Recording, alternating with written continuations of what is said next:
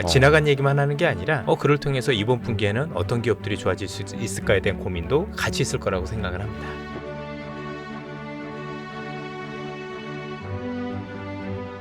반도체 전문 작가님, 정인성 작가님, 어서 오십시오. 예, 안녕하세요. 오랜만에 오셨습니다. 예, 반갑습니다. 오늘 아침까지 또 저희를 위해서 PPT 자료를 또 업데이트해 주시고. 예, 뭐 근데 이게 업데이트한 거라고 이런 생각하면 어떡하죠? 봤는데 부실해서. 별 말씀을. 제가 딱 3가지 질문을 드렸는데, 뭐 장표를 몇십 장을 벌써 준비해 주셔가지고 감사합니다 항상. 예, 근데 어려워서 그 시청자분들이 사실 제가 실망하지 않을까. 파일을 미리 열어봤지 않습니까? 그래도 뭔가 예습을 해야 되니까. 근데 다시 닫았습니다. 야, 이거 좋습니다. 예습으로 될 게 아니다. 우리 정인성 선생님이랑 같이 이건 본론 바로 들어야겠다. 네, 같이 봐도 안 되면 어떡하죠? 돼야죠. 일단 이거 하나 드시고 시작하시죠. 왜냐면 우리가 집중력이 필요하니까. YG 부스터입니다. YG 부스터 혹시 보신 적 있으세요? 예, 방금 봤습니다. 방금? 이게 두뇌, 활력에 도움을 줄 수 있는 건강기능식품입니다. 그대로 털어넣으시면 된다. 이렇게. 맛있죠? 이거 엔진내면 계속 먹을 수 있는 거요? 역시 발상의 전환. 그럼요. 이거 좋습니다. 우선은 제가 첫 번째로 드렸던 질문이 이거였어요. 챗 GPT가 필요로 하는 반도체랑 딥시크가 필요로 하는 반도체는 과연 차이가 클까? 저성능 반도체로도 해냈다라고는 하는데 본질적으로 그럼 어떤 차이가 있는 걸까요? 사실 요거를 좀 설명을 하려면요. 진짜로 이제 우리 인공지능이 나온 지는 사실 10년이 넘었잖아요. 2012년부터 사물인식 시작했으니까. 근데 챗GPT가 2022년 말, 2023년 초에 잘 되기 시작했죠. 그러면 이 인공지능은 좀 어떻게 돌아가느냐. 그러면 이 인공지능이 돌아가는 방식을 한번 보고 그 녀석이 반도체랑 뭐 우리 보는 메모리나 GPU랑 어떤 식으로 상호작용할 수밖에 없는지 좀 같이 볼 필요가 있어요. 그래서 제가 질문을 받고 나서 아예 좀 그 언어 모델을 지금 돌아가는 그 챗GPT 같은 인공지능들이 어떤 식으로 동작하는지 대충 설명을 가지고 왔습니다. 거기부터 출발하면 좋을 것 같아요. 이제 우리가 번역기를 만들 때도 그렇고 인간처럼 말하는 인공지능을 만들 때도 그렇고 뭔가 궁금한 게 있어요. 항상 해보면. 그렇죠. 우리가 그냥 사람은 대화가 잘 되잖아요. 처음 보는 사람과도 대화하고 익숙한 사람과는 좀 더 자유롭게 대화를 하죠. 근데 이거를 프로그램으로 구현하려고 하니까 되게 좀 헷갈립니다. 사람들이. 그래서 한 가지 생각해 본 게 단어의 뜻을 한번 여러 가지 숫자로 표현해 보자는 거예요. 단어의 뜻을 숫자로요? 예를 들면 문장 안에 단어가 1000개 있으면 1000개의 단어를 여러 개 숫자로 표현하는 거예요. 우리 예를 들면 게임을 해보면 게임 캐릭터에 공격력 있고 방어력 있고 뭐 민첩성 이런 것들이 쭉 들어간단 말이에요.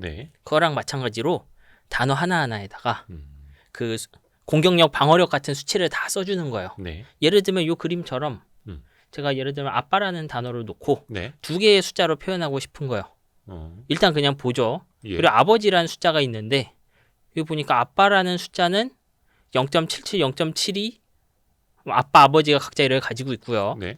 그리고 여기 아빠랑 아버지의 차이를 보면요. 두 번째 숫자가 마이너스 0.49 아버지가 0.6이라고 나와 있죠.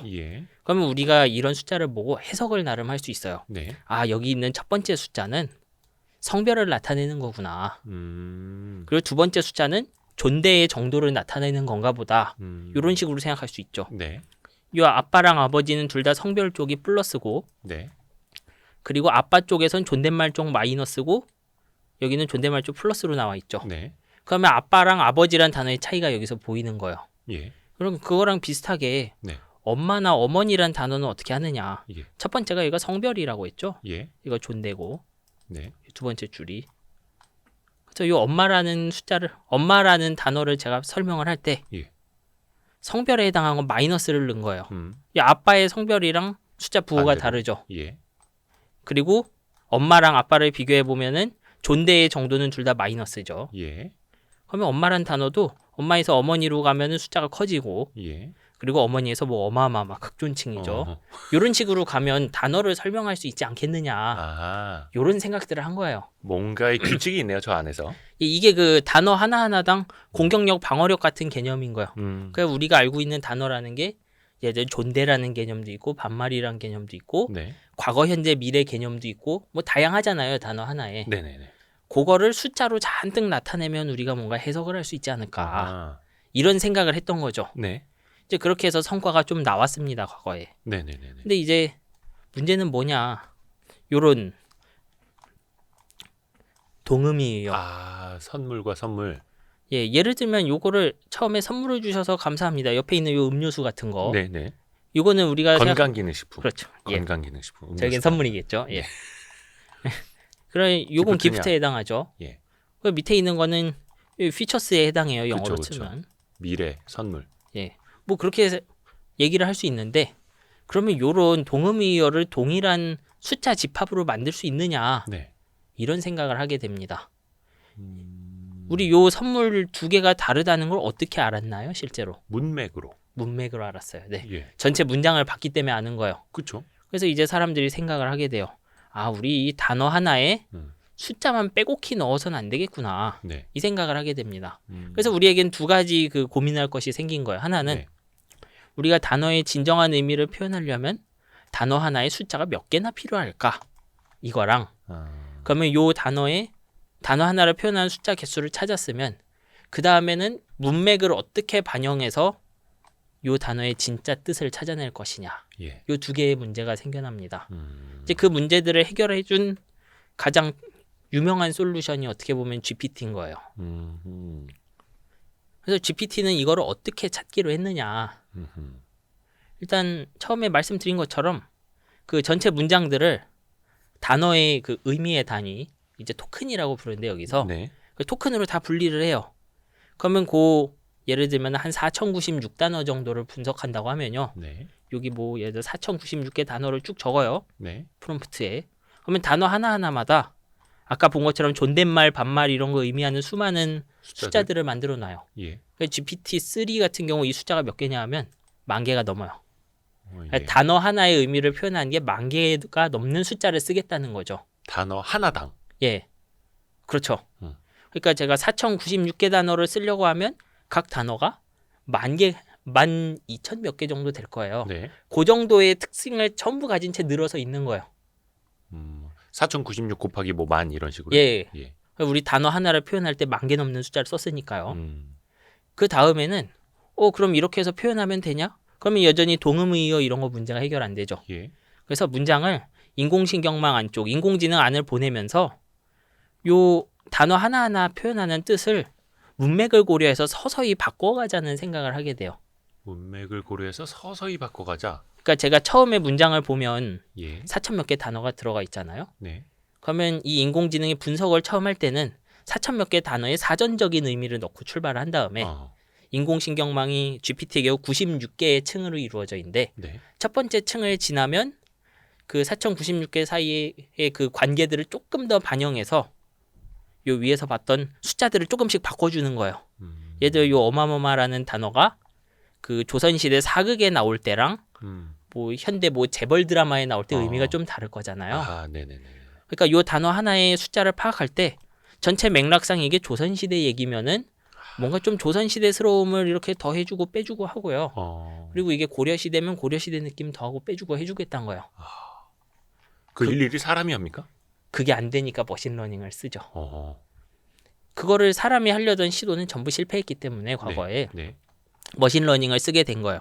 이제 머신러닝을 쓴다고 쉽게 말하면 요 순서들을 전부 바꿔줘야 되는데 이게 어마마마라는 단어에서만 되면 안 되고 우리가 알고 있는 국어사전에 있는 대부분 단어에 대해서 잘 동작하고 존댓말이건 과거형이건 뭐 현재건 미래건 전부 잘 돼야 되겠죠. 네.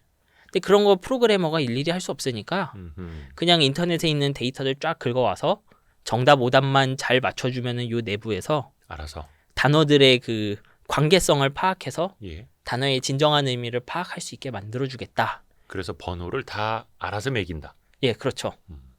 이제 그렇게 하겠다는 게 머신러닝. 특히 그렇게 해서 성공한 것이 우리가 보는 GPT예요.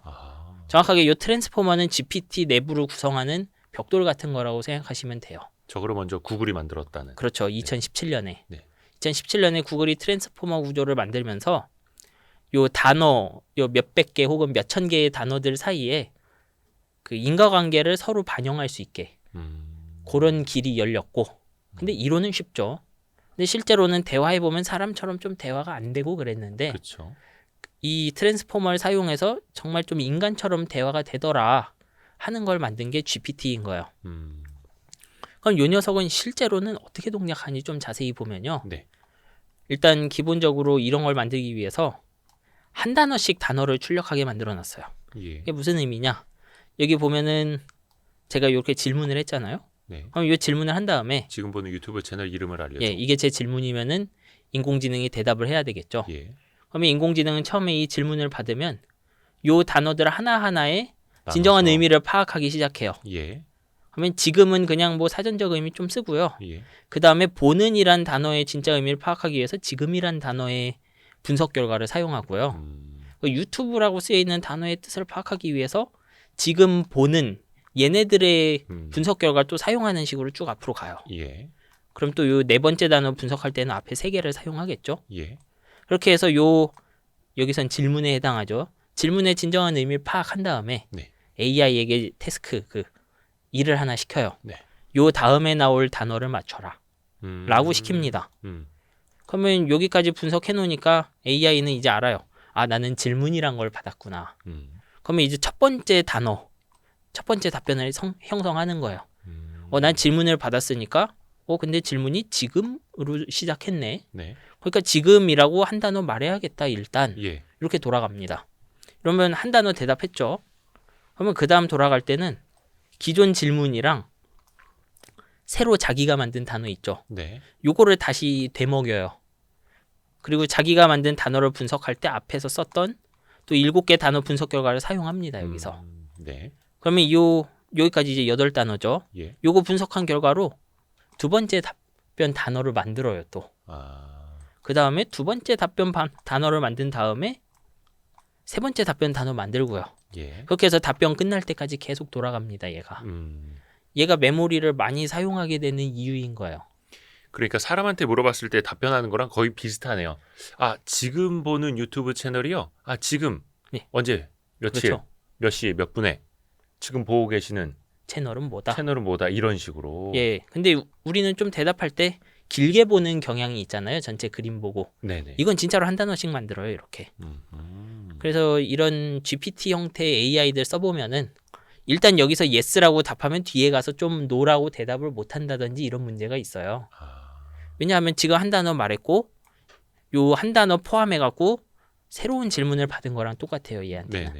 그러니까 그 다음 단어 하나 만들고 나면은 이미 자기가 말했던 것에 좀 붙잡혀버리죠. 뭐 그런 경향이 있습니다. 뭐 이건 좀 여담 같은 것이고. 근데 핵심은 제가 요렇게 요 분석 결과, 요 앞에 있는 7개의 분석 결과를 이용해서 8번째 단어를 분석했다고 했죠.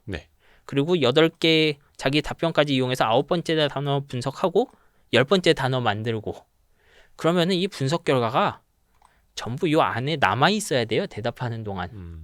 그러니까 제가 GPT랑 대화하는 동안은 제가 기존에 했던 질문들을 분석한 결과가 메모리 안에 다 들어가 있어야 됩니다. 이게. 그걸 이제 키밸류 캐시 이런 식으로 부르는데 이런 것이 메모리를 많이 먹어요. 실제로 용량이 상당히 크죠. 왜냐하면 단어 하나 표현하는데 이미 제가 한 단어당 10,000몇 개 정도 숫자를 사용한다고 했잖아요.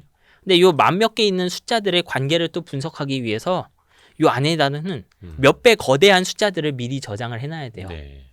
그러니까 우리한테는 단어 하나지만 요 단어는 10,000개 정도의 숫자로 표현이 되고요. GPT-3 기준으로. 요 10,000개의 숫자를 분석하기 위한 중간 내용물들이 안에 잔뜩 저장되어 있어요. 또. 그리고 그것들을 이용해서 그 다음 단어를 하나씩 분석해 나가는 거죠. 그러니까 메모리 사용량이 클 수밖에 없죠. 그래서 이런 메모리 사용량이 큰 인공지능에 대응하기 위해서 여러 가지 노력들을 해요. 한쪽에선 이론적인 노력을 좀 하고요. 다른 한쪽에서 반도체 쪽이 노력을 하기도 하죠. 그리고 다른 한쪽에서는 이론이랑 반도체가 좀 같이 나가는 경우들도 있어요. 뭐 좀 어렵지만 요약을 하면 결국 우리가 AI를 이렇게 대화하는 인공지능 만들려면 단어의 뜻을 문맥 속에서 파악해야 되고요. 그리고 그 문맥 속에서 단어의 뜻을 파악하려면 안에 그 중간 상태를 많이 저장해 놔야 된다. 이렇게 생각을 하시면 돼요. 요 기존에 분석해 놓은 값으로 다음 단어를 하나씩 분석하기 때문인 거죠. 그리고 그러면 요 메모리들을 아끼기 위한 노력들을 어떤 것들을 했는지 한번 좀 알아보죠. 여기서. 저기까지가 일단은 그 상호작용을 위한 전 단계까지 우리가 알아본 거고요. 뭐 요거는 그냥 설명 안 하려고 제가 해도 되는데 좀 더 디테일한 내용이거든요. 야, 저거는 뭐 그냥 하얀 바탕에 숫자 써 있는 거밖에 저는 모르겠네요. 예, 뭐 설명해 볼게요. 그러면 이것도 조금 더 자세히 한번 쉽게 간단하게. 네. 아까 그 질문 나온 부분을 조금 더 이렇게 써 놓은 건데요. 네. 여기 아까 지금 보는 유튜브 채널 이름을 알려줘 이렇게 쪼개놨죠. 예. 그러면 요거를 첫 단계를 거치면 일단 인공지능이 가장 쉽게 떠올릴 수 있는 각 단어당 뜻을 숫자로 표현을 해놔요. 아하. 요 숫자 하나하나가 12,280개네요. 예. 이렇게 구성이 돼 있어요. 예. 그러면 요 숫자들을 처음에 이제 단어 간 문맥을 파악하는 층을 하나 보내서 네. 요 숫자들을 조금씩 바꿔줘요.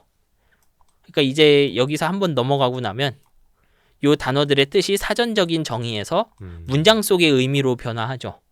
그것도 다 우리한테 숫자로 보여요. 숫자가 잔뜩 변했구나 이렇게 보입니다. 네. 하지만 이제 AI 입장에서는 내가 문맥을 한번 분석했구나 이런 느낌이 되죠. 저게 지금 AI 머릿속이에요? 예. 그러니까 AI가 처음에는 지금이란 단어가 요런 뜻이라고 생각했는데 네. 요런 뜻이라고 생각했죠. 근데 한번 문장 분석을 하니까 이제 이런 뜻이라고 생각하는 거예요. 예. 아, 요런 뜻이 아니고 요런 뜻이었구나. 우리 일반인이 보기엔 조금 분석하기는 힘들어요. 예. 뭐 이거 분석하는 기술도 많이들 개발해요. 그래서 오. 여기서 세 번째 숫자가 무슨 의미냐? 막 이런 것들 분석하고 싶어 하는 사람 많습니다. 당연히. 그러면 이렇게 해서 단어 하나의 뜻을 찾으면 그 다음에 또 인공신경만 하나를 거치는데요. 안에서. 예. 그 안에 뭐가 들었냐 하면 좀 지식과 상식 같은 게 들어가 있는 그런 신경망을 한번 또 태워요. 그렇게 해서 단어 하나의 의미를 조금 조정을 해줍니다. 아하. 그리고 이 과정을 96번 반복하는 게 GPT-3예요.